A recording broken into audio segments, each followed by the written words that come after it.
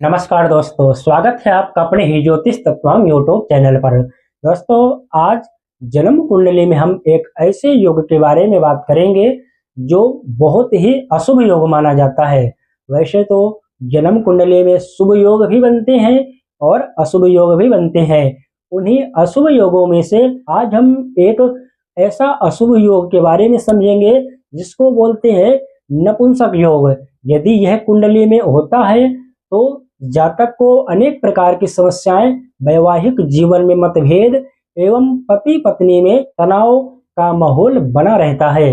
इसके साथ ही जातक को संतान उत्पत्ति करने में भी बहुत सारी समस्याओं का सामना करना पड़ता है।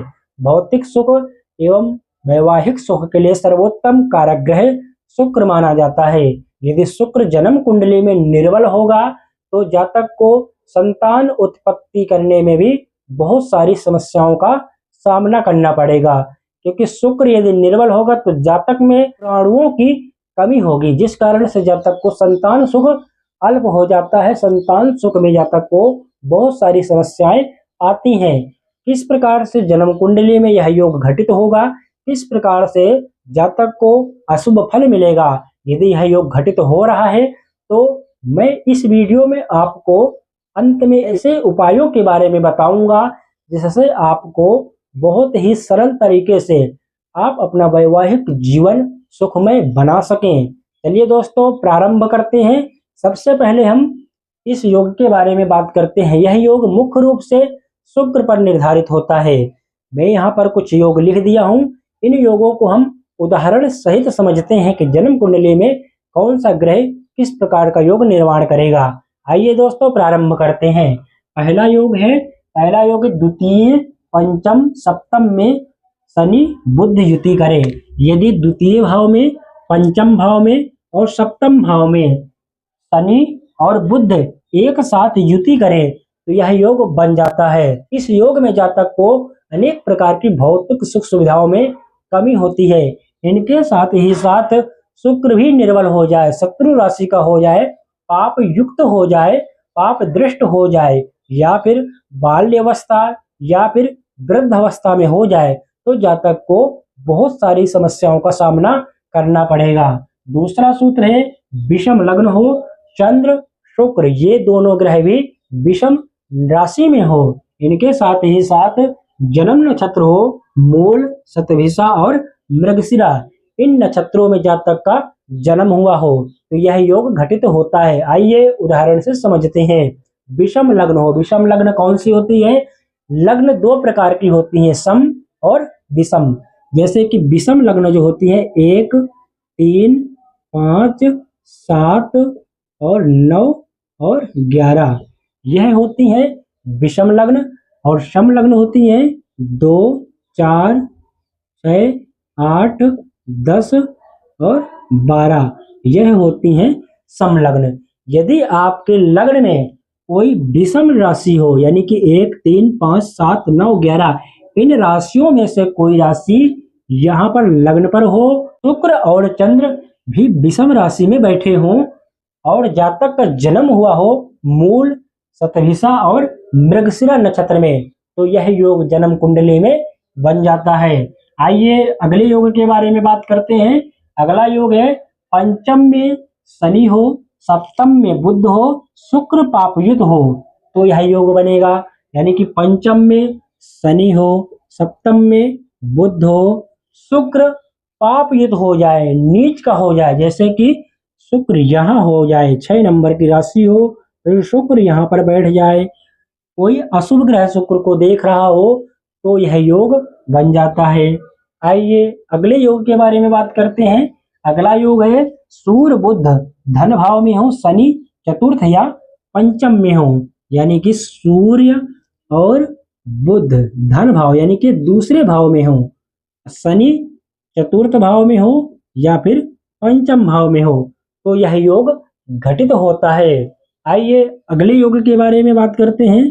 अगला योग है अष्टम में शुक्र हो, मंगल शनि से युत या दृष्ट हो। यानी कि अष्टम भाव में शुक्र विराजमान हो, मंगल और शनि इनसे युति हो या फिर मंगल और शनि शुक्र को देख रहे हो, जैसे कि मंगल यहाँ विराजमान हो तो चतुर्थ दृष्टि से देखेंगे, यहाँ पर विराजमान हो मंगल तो सप्तम दृष्टि से देखेंगे, और मंगल यदि यहाँ पर विराजमान हो तो अष्टम दृष्टि से शुक्र को देखेंगे। इसी प्रकार शनि यहाँ विराजमान हो या फिर यहाँ विराजमान हो या फिर यहाँ विराजमान हो, यहाँ से तृतीय दृष्टि से देखेंगे, यहाँ से दसम दृष्टि से देखेंगे, यहाँ से सप्तम दृष्टि से देखेंगे, तो भी जन्म कुंडली में यह योग बन जाता है। आइए अगले योग के बारे में बात करते हैं।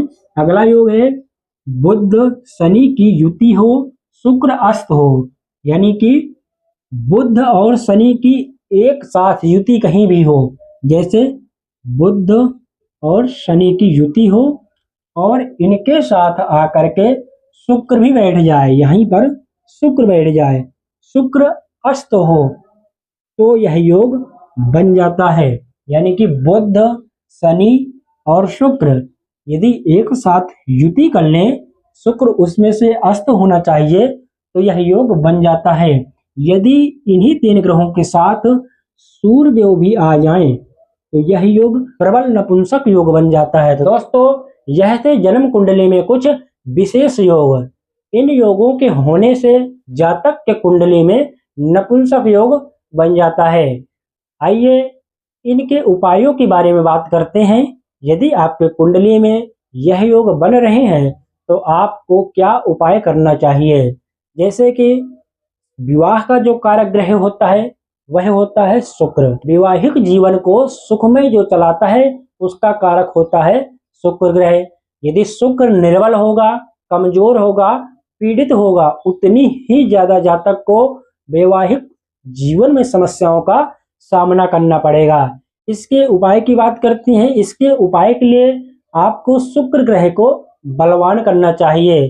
शुक्रवार का व्रत करें, देवी की साधना करें, शुक्रवार के दिन सफेद चीजों का दान करें और भगवान शिव का सोमवार के दिन अभिषेक करें, क्योंकि रामायण कहती है भावी मीट सके त्रिपुरारी, जो होनी होती है वो भी न होने पाए, ऐसे भगवान शंकर ही कर सकते हैं। इसलिए भगवान शंकर का अभिषेक करें।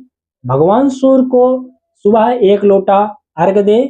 इससे आपके कुंडली में नपुंसक योग बन रहे कमजोर हो जाएंगे, जिससे आपको वैवाहिक जीवन में अवश्य ही लाभ प्राप्त होगा। दोस्तों, यह थी आज की विशेष जानकारी। यदि वीडियो पसंद आई हो तो वीडियो को लाइक करें, चैनल को सब्सक्राइब करना ना भूलें, जिससे आपको इसी प्रकार ज्योतिष से संबंधित ज्ञानवर्धक वीडियो प्राप्त होती रहें। साथ ही साथ अपने इष्ट मित्रों के साथ जरूर शेयर करें। वीडियो देखने के लिए आपका बहुत बहुत धन्यवाद।